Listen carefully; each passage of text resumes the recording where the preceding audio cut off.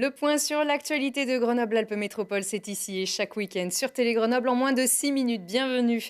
Et on commence avec une bonne nouvelle et pourtant c'est une débandade. Et oui, fini les bandes magnétiques sur les tickets de tram et surtout les billets du réseau TAG. Et ils seront supprimés dans 4 mois, mais il est déjà possible de les échanger dans une agence mobilité si votre stock est trop important. Et vous êtes invité à consommer les derniers dont vous disposez. La crise sanitaire a retardé l'arrivée des nouveaux tickets à QR code initialement prévus pour le printemps dernier. Mais les nouvelles machines et les nouveaux valideurs seront opérationnels le 24 octobre. Ils sont déjà en place sur les quais des transports en commun. Ce changement va s'opérer tout au long de l'année présente et l'année prochaine. C'est le départ du basculement de l'ancien système magnétique vers un système sans contact à base de QR code.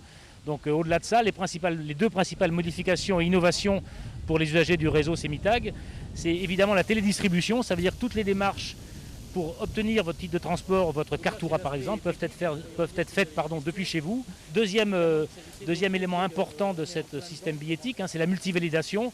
Vous pourrez demain, avec la Kartura, voyager à plusieurs en validant plusieurs fois votre Kartura sans contact. Et puis, ce qui perdure, c'est le billet papier. Le billet papier ne disparaît pas comme on l'entend parfois. Simplement, le billet papier magnétique, lui, va disparaître au profit d'un billet papier sans contact. Mais le bon vieux billet papier, unité pour la journée, encore de beaux jours devant lui sur le réseau Semitag. On a lancé la campagne de basculement, donc tous les usagers peuvent aller en agence de mobilité échanger leur ticket magnétique. D'abord les utiliser bien évidemment, ça marche encore jusqu'au 25 octobre et ensuite ils auront encore jusqu'au mois de juin prochain pour se les faire échanger.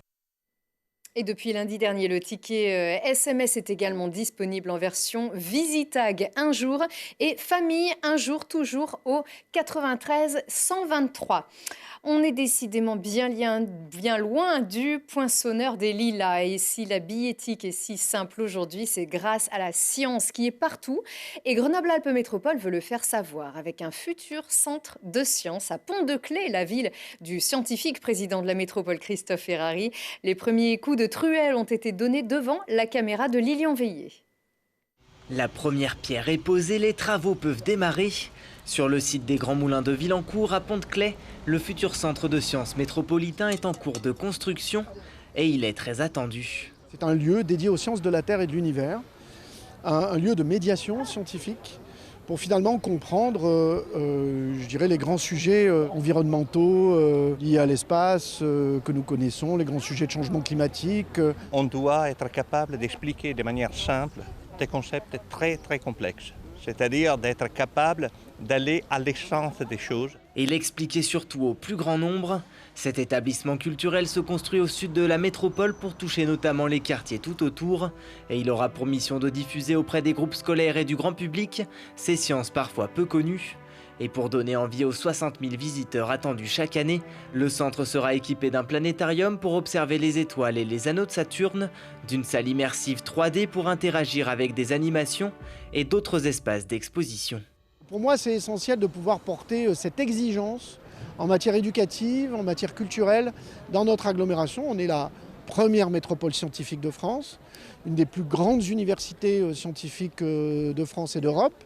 Il était normal que nous ayons un lieu dédié à ces sujets. Pour réaliser ce bâtiment d'envergure, c'est un cabinet d'architectes grenoblois, Arcane, qui s'en occupe, en collaboration avec le Canadien Cardin-Julien.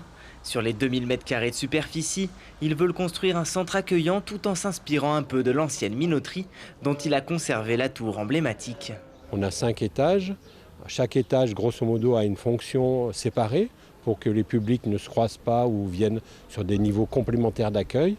Et au sommet, on a un belvédère qui recevra aussi des équipements scientifiques ou des animations scientifiques, mais justement plutôt géologiques, savoir comment le Y grenoblois s'est formé, comment les montagnes se sont déplacées. Beaucoup de questions mais pas encore de réponses.